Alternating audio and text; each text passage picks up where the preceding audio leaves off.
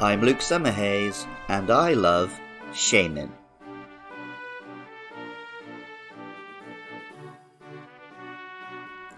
This week, I'm talking about the gratitude Pokemon, so I'd like to take a moment to say thank you. I always say I make this podcast because it didn't exist and I wanted to listen to it.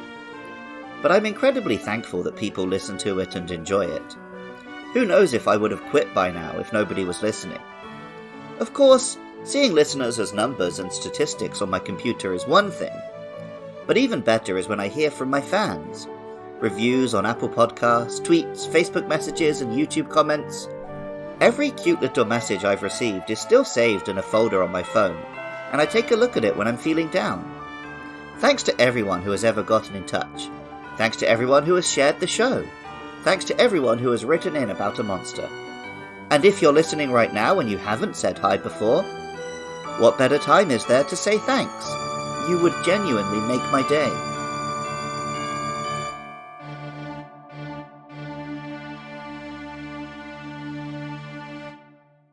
Sometimes, in the course of researching this podcast, I'll learn a Pokemon's Japanese name and realise that the whole monster is built around a pun.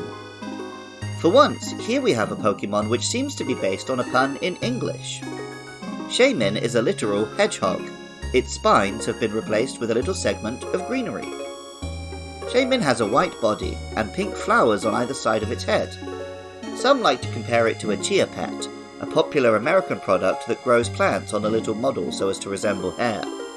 I also think Shaymin looks a little like a small rock covered in moss that one might find in a Japanese garden.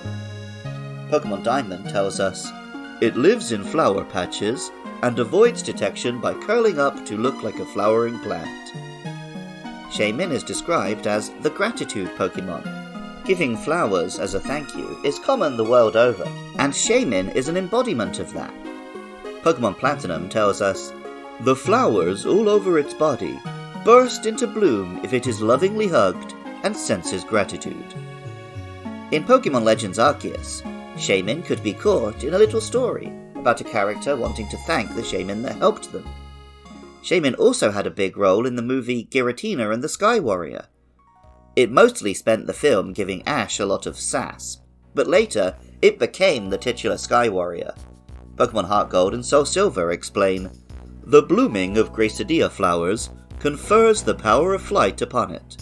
Feelings of gratitude are the message it delivers." In Sky form, Shaymin undergoes a magical girl transformation and becomes a kind of antlered little animal in booties, gaining a flying type. It has a bit less defense and HP, but is much faster and can dish out damage, meaning both forms have their own interesting uses. Unfortunately, as a mythical, Shaymin has never been legal in competitive play. I spoke to Jan, the Queen of Shaymin, on Twitter.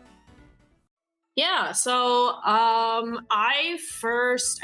Shaymin came out in I believe it was 2009, and I distinctly have a very vivid memory of seeing the distribution posters in my local Toys R Us, which so dates me, but I fell in love with it instantly. I just really liked the cute design because it's a pun on hedgehog, and I just thought it was very cute and fell in love with it instantly. I have a lot of drawings that I have saved from over the years of just Shaymin-esque doodles from when I was 10 years old and stuff. So I fell in love with it instantly. It was my favorite Pokemon from there on out, and that was pretty much my core of my online identity from there on out. When I moved on to other sites like Pokemon Crossroads and stuff like that, I was notoriously called the Shaymin Queen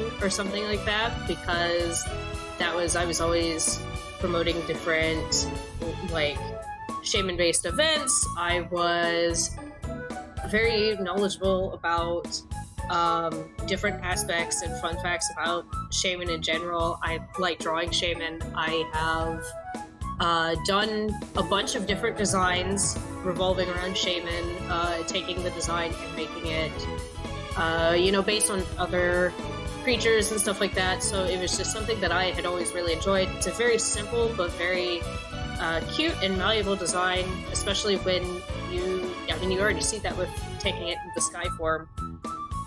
So I just really liked it because of that. Yeah, I was about to ask, how do you feel about the sky form on top of the original form? Yeah, so the land form's definitely my preference. And when I was a kid, I wasn't a huge fan of the sky form. I thought it was like, oh, it's the boy one, whatever. But as an adult, I actually think it's really neat. It's a very unique interpretation of like, I feel like it's got some angelic inspirations to it, which is very fitting for like the gratitude Pokemon and stuff like that. But it also looks like a cute little reindeer, and I enjoy that greatly. So you mentioned doing Shaymin events. Could you tell me about some of that? So for Pokemon Crossroads, I am one of the, even though the site isn't super active anymore, I've been one of the forum moderators and admins for a number of years now. And so what we did for April Fool's one year was essentially like a Shaymin-themed event where we had people design memes, do drawings, write poetry, do stuff like that, just to kind of like do a Shaymin extravaganza. And we had done similar events similar to that in the past with like Eevee and the electric Pika clones. So, it made sense to kind of do it since I had been recently promoted to admin to do like a Shaymin themed one, and that was really fun. But I've done other stuff on other sites, like I run a couple Shaymin themed Ask blogs over on Tumblr as well.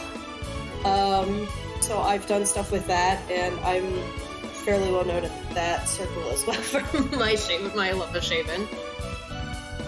And going forward, would you want to see anything new from Shaymin, like a Mega or Dynamax or any of that nonsense? Oh yeah, when Megas first came out, I really, really wanted to see a Mega form of Shaymin, just because I thought it would be, there was so much potential with how the Sky form had already gone from like a hedgehog to a reindeer. If you took the angelic influences that Sky form had already kind of dipped its toe into, you could do something really cool to be like an angel of gratitude. Or there was, and I don't remember who the artist was, there was an artist back in the early times of like when Shaymin was first released who designed like a dragon Shaymin. That was super cool, and I wanted to see that. I think what was a missed opportunity but would have been really cool for Legends Arceus would have been to do like a Hisui form of Shaymin, especially centered around the whole Floroma town mythology and connection that Shaymin has to that town. It would have been really cool to see something akin to like a more not primal deity, but like an old school Shaymin. But I can understand to some degree why they haven't gone that route, because hedgehogs themselves, at least in the West, I'm not really sure about in Japan and other related areas, but in the West, hedgehogs aren't super ingrained in mythology, because there's not a lot of them in the West. I think the one exception that I can think of off the top of my head is in Germany, if I remember correctly. There's like a myth about hedgehogs that have fruits on their backs, which is actually fairly similar to what Shaymin is as a Pokemon. I don't think hedgehogs are native here in Japan, because you see like they're treated quite exotic. You see like hedgehog cafes. People get really excited if I tell them that we have them in England. Interesting. Yeah, they have they're exotic in the United States generally as well, because you have to have like an exotic the exotic animal laws have to allow it in the States, and so it's like on a state-by-state basis. So where I live, you can't have them as pets. Okay. Now in Europe, they're, I mean, I don't want to say common, but they're there. I guess they're getting a little rarer. But that's the only one that I know that there's been some like involving, like there's one or two myths, but they're not nearly as prevalent in mythology as like, wolves or foxes or something. So it might be a little bit harder to do something with Shaymin, but I would love to be able to see, especially with the introduction of like Paradox Pokemon and regional forms, I feel like there's definitely opportunity to breathe new life into Shaymin. And I really enjoyed the fact that like for a while there was a huge drought of like Shaymin in official content and merchandise. It was like really popular when the Sinnoh games first came out, and then they still had some stuff like around the I think it was the 10th anniversary or 15th anniversary. when they did like the Year of the Mythical. They had a surge then, but then it kind of lulled for a bit, and then in the last like couple of years, they've started releasing a lot of merchandise with like the Secret Garden and stuff like that. And so it's been really nice, even though that hasn't been hugely outside of Japan, to see that kind of get brought back, because it makes me think that they're giving more attention to Pokemon that hasn't been super loved over the years. Okay, well, have you got any other final thoughts on Shaymin? I mean, I just think it's a really, really cute Pokemon. It's perfection in hedge form. I've greatly enjoyed. I like the concept behind it. I like the whole idea of how it embodies gratitude, and that when people show love and affection, that it blossoms to show that it feels it back. And I know that the Shaymin within the movie itself isn't a very popular Shaymin because it's got a bit of a bratty attitude. But I have always found that Shaymin in its core, and with the events that it's been in throughout the generations, whether it's like Pokemon Ranger games or the base games themselves, really exemplify a trait of showing gratitude for nature and what nature provides, I guess, to us, and that we should, maybe stop and smell the roses every once in a while and stuff like that. So I just think it's really cute, and it's taught me to appreciate nature. I've done some photography of just like stopping and taking pictures of flowers, and sometimes I'll take a Shaymin figurine with me to just have it hiding out in the woods, because I think it's a lot of fun to, pay more attention to nature in that aspect. So do you have anything to plug right now? So I run 2 major Shaymin-themed Ask blogs. The first one it's land-shaymin.tumblr.com. That's a blog that I just update whenever I feel like drawing random Shaymin-related content or posting, like when Shaymin came out in Cafe Remix, and when it came out in Pokemon Go, I posted related to that. I also run ShayminCafe.tumblr.com, which is a Pokemon Cafe Remix themed Shaymin blog that I created long before Shaymin was added to Cafe Remix, and it's just about a bunch of different Shaymin running a cafe. Okay, very cute. Yeah, thank you. Thank you so much. Yeah, thank you for your time, and thank you for interviewing me for this. At Daily Shaymin on Twitter also hit me up with this to say. Okay, well, personally for me, I started caring more for Shaymin during a time when some of those I knew were having to leave our hometown. Shaymin, being the gratitude Pokemon, struck a chord for me, because even if I'm sad about memories that won't be able to be made, I still had all the time and memories that I did get to spend with them. The feeling of gratitude can be just as fragile and fleeting as Shaymin itself, either by being suppressed by painful feelings or regret, or being thankful for little things throughout the day, so the feeling doesn't remain so long. But then there's those big moments where the feeling can swell and bloom when you feel it the greatest. Shaymin, to me, personally, is one of the most true-to-design Pokemon, based on a feeling or emotion. Small because sometimes feeling gratitude is just a small feeling under everything in a day. Fast because the feeling can be easily displaced by cold or more passionate emotions. Sky gives strength to the fragile Shaymin, but also fits into how the emotion can come and go as quickly as someone blinks, and how the feeling can spread between people. Flowers being a common gift of love, care, and gratitude. And of course, Andrew Rice had some nonsense to tell me.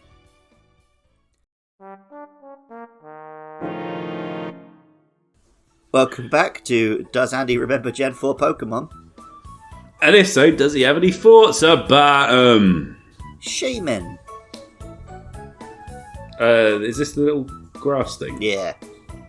Yeah, you get one of those in Arceus for whatever reason. Yeah. Turning up. Basically. Not like it was in my day, I had to earn it. I don't think I had heard of Shaymin before Arceus, though. Nah. Shame.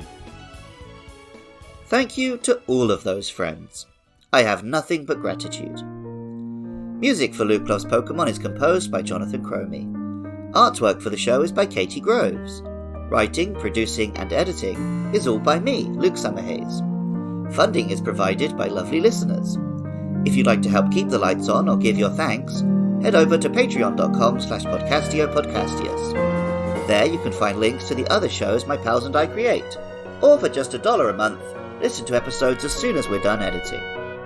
I love hearing from you guys. A 5-star rating and review on your podcasting app of choice, or even better, telling a friend about the show, would always be much appreciated. Our next monster is Arceus. After that, it will be time to think about the 5th generation. Let me know your thoughts and feelings about those or any other Pokemon on Twitter or Facebook at LukeLovesPKMN. Catch more Pokemon content at twitch.tv/LukeLovesPKMN, Friday nights from 9 PM UK time. And even if you don't feel like doing any of that, thank you so much just for listening. I love Shaymin. And remember, I love you too.